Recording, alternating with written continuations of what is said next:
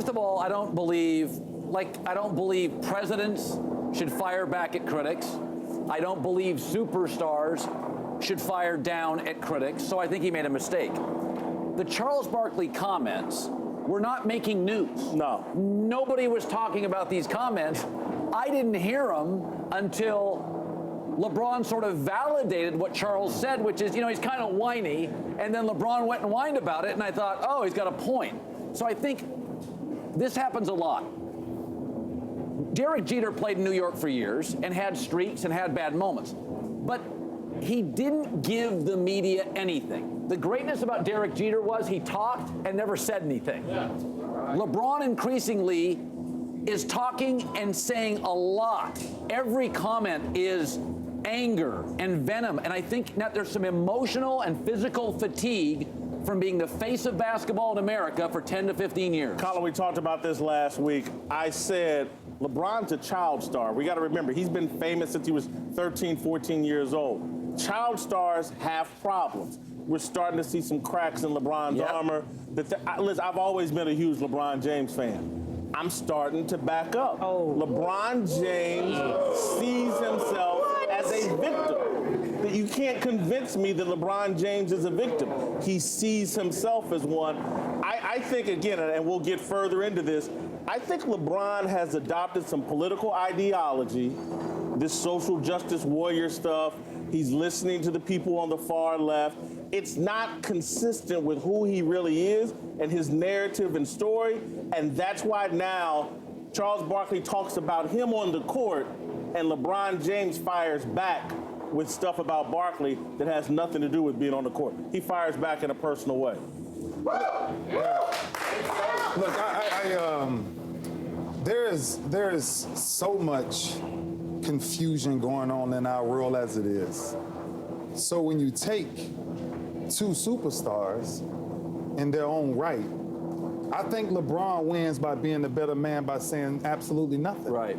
I don't respond to what somebody think I am. If you have never trained with me, LeBron and Barkley is going to do what Barkley does. And so if this was a random attack just on you personally, and LeBron may have felt personal that Charles did that it was just so personal, I'm going to come at him.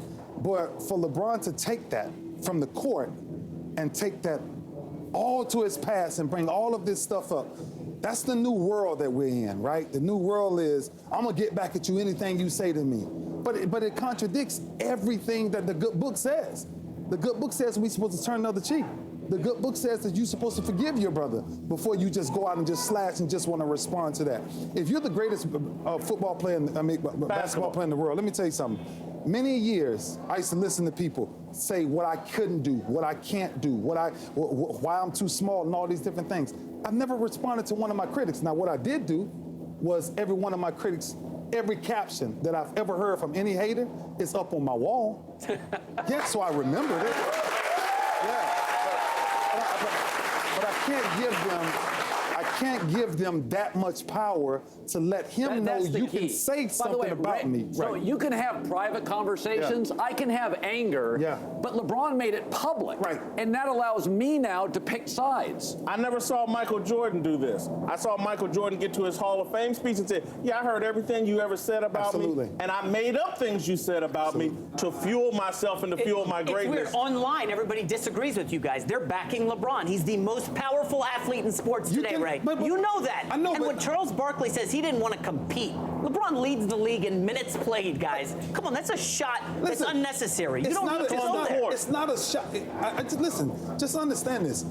We got so many people who has opinions who think they're right. The only people that has opinions that's really right is the people that does enough history to understand what's Charles being right. has the bully pulpit, though. He's got the most popular TNT show, right? Covering the NBA. And everybody now thinks LeBron doesn't want to compete. No, not everybody thinks that. That's what Barkley started. His comments were basically being ignored until LeBron gave them life. And then LeBron fired back hard. No. Really? Barkley said what he said. We didn't really talk about it. I don't remember. It didn't elevate to the level of people even really taking notice. LeBron actually gave the words power. Yes. They were powerless. They were just a funny NBA player. I mean, let's be honest. You know what this feels like to me?